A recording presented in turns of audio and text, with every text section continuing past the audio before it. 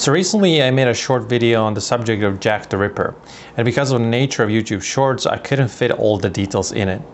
However, this story is both covered in horrifying history and deep and long-lasting mystery because we have no idea who he or she really was. Now, the story begins in 1888 in London's Whitechapel district, located on the east side of the city. Now, before we dive deeper into the mystery of Jack the Ripper, it is important to set the stage by taking a look at what was going on in London, particularly in Whitechapel district at the time. See, Europe of that era was a place of serious strife and economical shifts. A great Irish famine that happened just a few decades earlier caused a massive starvation and population shift that caused many to find shelter in cities such as London. Meanwhile, the Russian Empire began a massive exodus of Jewish population in new acquired territories in Eastern Europe, prompting a lot of them to find safe havens further in the west, thus ending up in Britain among others. On top of all of that, the Industrial Revolution began a massive shift of rural population to the cities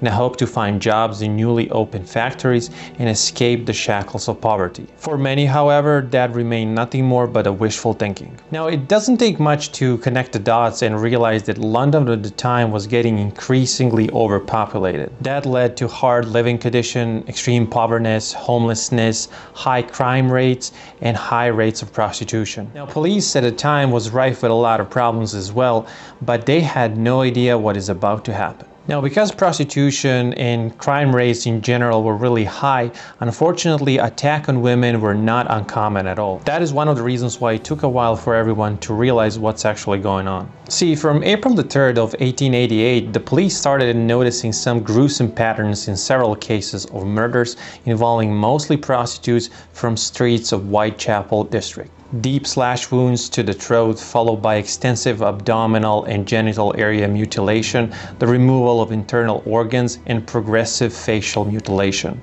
Out of 11 murders that were thought to be possible doings of the same killer, 5 were thought to be undoubtedly so. They were Mary Ann Nichols, whose body was found on August 31st, Annie Chapman, found on September 8th, Elizabeth Stride and Catherine Eddowes, both found on September 30th, and Mary Jane Kelly, found on November 9th. From that point, they were known as Canonical Five. The body of Mary Ann Nichols was discovered at about 3:40 a.m. on Friday, August 31st in 1888 in Bucks Row. She was last seen by her friend with whom she shared a common lodging and was reportedly heading in a direction of a Whitechapel road. The sustained wounds quickly became a signature of this killer. Her throat was severed down to her spine, mutilated vagina and lower abdomen cut open, making her bowels protrude. While each of these cuts was done in a downright movement. 1 week later, on Saturday, September the 8th, the body of Annie Chapman was discovered at approximately 6 a.m.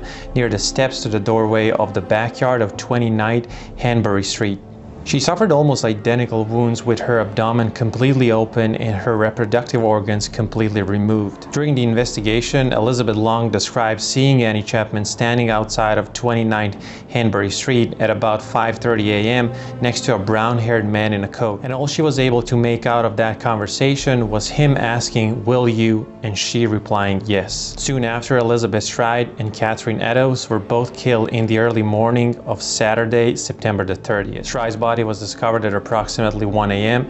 in Duffel Yard off Barn Street in Whitechapel. Now, the confusing part about this case was the cause of death, which was a throat cut but lack of any further body mutilation, which led the investigators to think that the killer was interrupted during the horrifying process. Several witnesses testified that they saw Stride in the company of a man that night, but their details varied significantly. Eddowes' body was found in a corner of Mitre Square in the city of London 3/4 of an hour after the discovery of the body of Elizabeth Stride. Her throat was severed from ear to ear and her abdomen was ripped open by a long, deep and jagged wound before her intestines had been replaced all over her right shoulder, with a section of the intestine being completely detached and placed between her body and left arm. The body of Mary Jane Kelly was discovered lying on her bed in the single room where she lived at 13 Miller's Court off Dorset Street at 10:45 a.m. on Friday the 9th. Her body was completely mutilated with her organs and body parts spread across the room. It didn't take much to conclude that this was yet another one.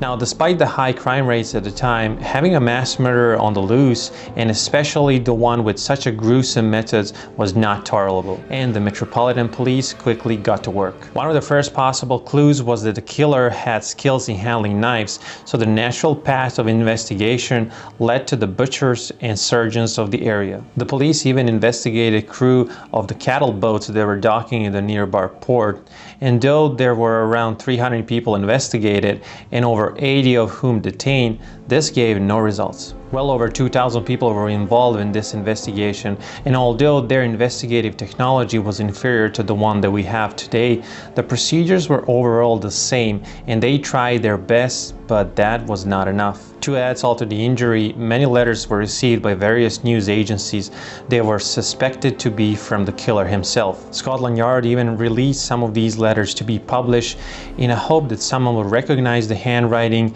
and thus turn this killer in. This was in vain, but after a while, the killings have stopped, just like that. The sour taste was left to linger in the mouth of Metropolitan Police, and fear still filled the hearts of the public at the time. What was left is a gruesome memory and now established name of Jack the Ripper, who moved to the popular culture and became a gruesome phenomena and reminder of that era. So that brings us to the end of this video, and there are so many more things that can be written about this, and there are so many books and researchers done. So if you are interested in this, I definitely recommend you researching. It's definitely not an enjoyable topic, especially because of all the gruesome details about all the killings, but that's a part of the history. I really appreciate for you tuning in today. If you want to leave a like and subscribe, I would definitely appreciate that as well. And hopefully I'm going to see you on the next one.